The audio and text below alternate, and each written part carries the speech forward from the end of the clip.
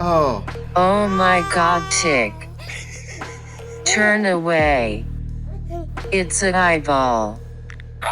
Okay, it's just a doll. But that's pretty damn creepy, the sound of a baby crying too. I guess it's time for some creepy.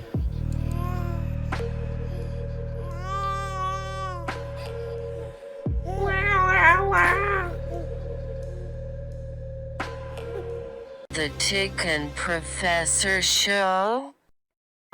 Guess it's time for some creepy, everybody. Dude, I don't know if we want to venture into this creepy. I've actually seen this story, believe it or not. Really? It's very creepy, yes. Oh, then why don't you just go ahead and read this headline? I will indeed. Let me get it on the screen first, though. I want to make sure everybody can read it, as I say. For everybody that's listening to this, yes. I will read this. You might want to actually pull over. Yeah, you don't want to. Yeah, you don't want to be driving in here. If you're driving, no. Yeah. Creepy zombie ad. Give me a second.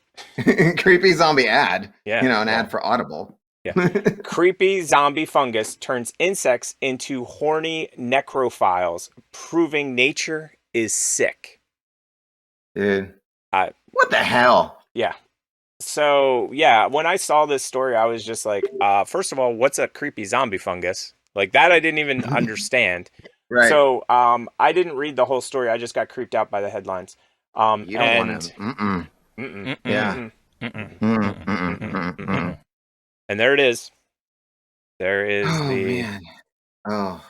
creepy I don't. And you know what's weird? Like, squint your eyes. Doesn't it look like a fashion model right in the middle?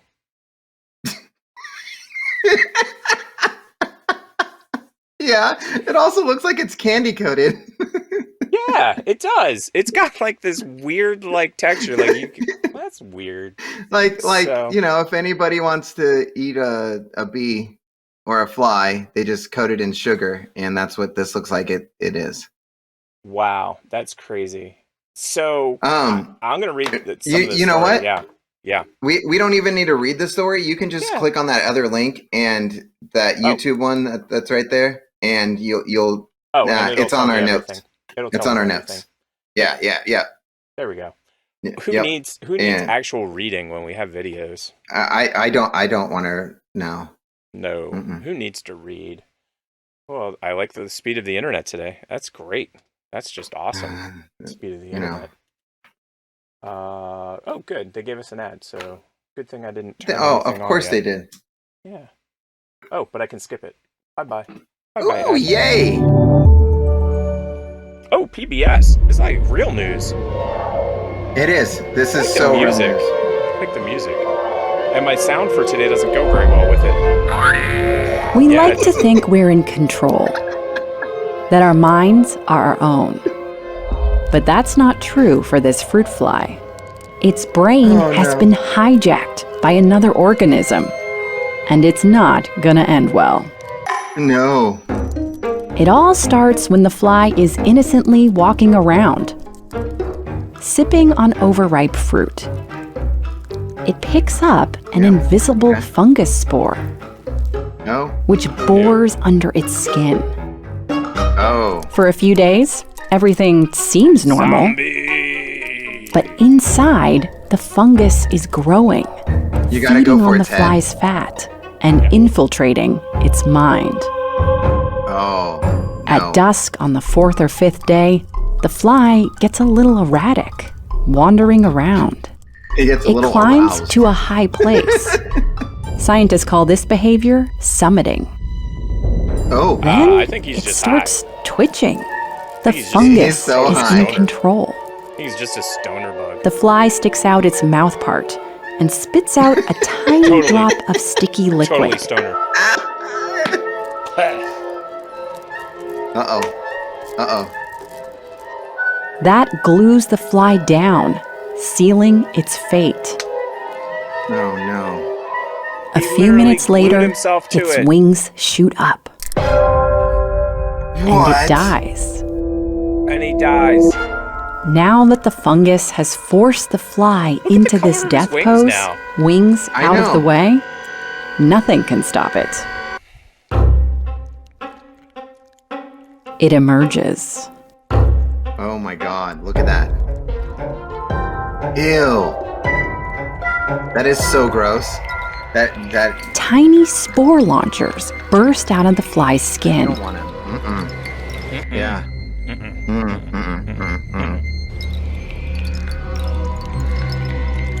Oh. I'm glad I'm not hungry. Hundreds of spores shoot out at high speed, catching a breeze if the fly climbed high enough. And where's those go? Like, do those? It's gonna go. They're the walking next by, generation see those of us? killer It's gonna fungus. reseed somewhere else, buddy. That's how it reseeds. It continues for hours. Spores like the flying thing everywhere out. things for hit you. hours. Oh my God! If you have an erection for more These than 4 hours, flies please are in the contact wrong a doctor place with your at the spores wrong shooting out time. for more than 4 hours. And if please, spores just go land on a away. wing, oh my gosh. Hey baby, what's which they going can't on? bore into, they shoot out a secondary spore to increase their Oh my chances God. of One spore wasn't spreading. enough. So, how does a fungus take control of a brain? At Harvard, Carolyn Elia is trying to understand that. I don't understand it either. She thinks the fungus secretes chemicals And I to don't know how long manipulate this the video fly's is either, neurons, but- oh my God. maybe stimulating we the got about ones another that 20 make seconds, flies so- climb. Okay. But The thing don't that worry, I find interesting the is fungus that it climbs can't to hurt the humans. highest level. It climbs to Right. the highest level, glues its Scientists feet have down. tried to harness its Like, power for our benefit. Right. What, you're kill trying to flies harness in our this kitchens nonsense? and farms. What, are you going to turn people into They haven't zombies? had any luck, though. Oh, The good. deadly spores are actually pretty fragile and short-lived. Thank heaven. Could you imagine if they worked? It turns out, this Right. lethal puppet master does only what it needs to for its own survival. Dude, Dear Lord. this is Hi, like it's Lauren again. it's Yeah. like the movie The Thing, where it's Yeah. like you don't know if that person is infected or not, and Right. the aliens inside of them. And then 4 days later, okay, so yeah, 4 days later, this is my favorite part. 4 days later, the thing climbs to the highest thing it can find, whatever that is, right. Yep. throws up on itself and glues its feet, solid as a rock, Yes. Yeah. dies, kicks the button, Yep. bucket, and then for like, it said a ridiculous number of hours or days, it shoots out these spores to repopulate somewhere else. Oh my Lord. You know what? We should just take And that, wrap it in a ball, and make it catches a a movie. breeze. Yeah. Well, Yeah. all you have to do is like substitute, like, I don't know, make it people, and then boom, we've got a movie. Right. You know what I mean? Like, Jimmy, why Yep. are you climbing to the top of that tree over there? Why did you just throw up on your feet? Oh, Oh my God, gross. he's the spreader. exactly. Yep. He's You only need ground one. zero. Yeah. Okay, so if Hollywood is watching, we have just written this. We own it. Yes. We own Contact it. us. We have the script, and we will help you develop it.